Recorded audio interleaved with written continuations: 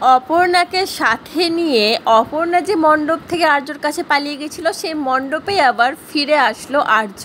পুরোটা জানতে ভিডিওটিতে লাইক দিয়ে চ্যানেলটা সাবস্ক্রাইব করে দেখতে থাকুন। চিরদিনই তুমি যে আমার সিরিয়ালের আজকের পর্বে শুরুতে আমরা দেখতে পাবো অপর্ণা দৌড়ে আর্যর কাছে যায় আর গিয়ে আর্যকে পিছন থেকে জড়িয়ে ধরে বলতে থাকে, স্যার আমি চলে এসেছি, সমস্ত দ্বিধা দ্বন্দ্ব মায়া সমস্ত কিছু ত্যাগ করে আমি আপনার কাছে চলে এসেছি স্যার, এবার আমাকে নিয়ে আপনি অনেক দূরে পালিয়ে চলুন। আর্য অপর্ণার এই কথাতে কিছু উত্তর দেয় না। অপর্ণাকে গাড়িতে তুলে আর্য ঠিক পাশেই বসায় অপর্ণাকে। অপর্ণা তখন মনে মনে খুব খুশি হয়ে ওঠে। অপর্ণা ভাবতে থাকে আর্য সত্যি সত্যি হয়তো তাকে অনেক দূরে নিয়ে চলে যাবে, যেখানে তাদের খোঁজ আর কেউ পাবে না। অপর্ণা তখন আবারও বলতে থাকে, স্যার আমাকে অনেক অনেক দূরে নিয়ে চলুন, যেখানে আর কেউ থাকবে না, আপনি আর আমি থাকবো। আর্য তখন অপর্ণার দিকে তাকিয়ে বলে, তোমাকে যেখানে নিয়ে যাওয়ার দরকার অপর্ণা, আমি তোমাকে ঠিক সেখানেই নিয়ে যাব। এরপর আর্য অপর্ণাকে সাথে নিয়ে সেখানেই যায়, মানে অপর্ণা যেখান থেকে পালিয়েছিল অপর্ণার বিয়ের মণ্ডপে, যেখানে হিন্দোলার সাথে অপর্ণার বিয়ে হওয়ার কথা ছিল। অপর্ণা তখন আর্যকে বলে, এখানে কেন নিয়ে আসলেন আপনি আমাকে, এটা কোথায় নিয়ে আসলেন? অপর্ণা তখন অলরেডি বুঝে গেছে যে অপর্ণার বিয়ের মণ্ডপে আর্য তাকে নিয়ে এসছে।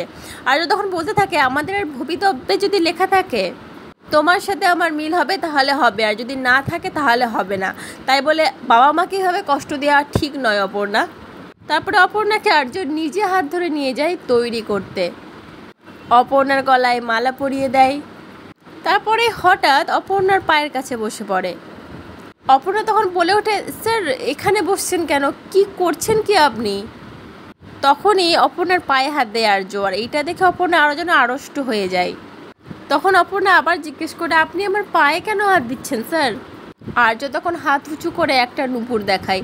আসলে পালিয়ে যাওয়ার সময় ওই নুপুরটা অপর্ণার পা থেকে খুলে গেছিল, যেটা আর্য সযত্নে তার কাছেই রেখে দিয়েছিল।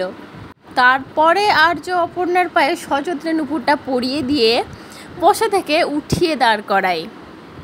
অপর্ণা কিন্তু তখন একভাবে কেঁদে যাচ্ছে।